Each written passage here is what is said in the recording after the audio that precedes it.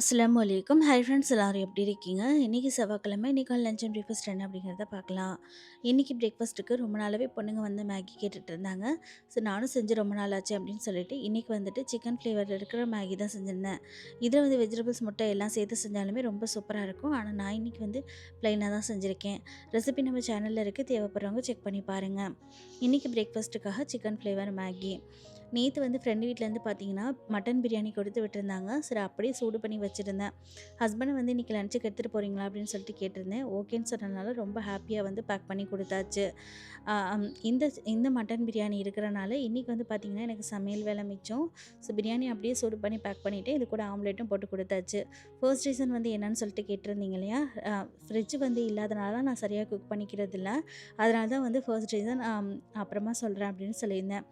So இன்றைக்கான lunch and breakfast வந்து இதுதான். வீடியோ பிடிச்சனா லைக் பண்ணிக்கோங்க. நாளைக்கு பார்க்கலாம். பாய்.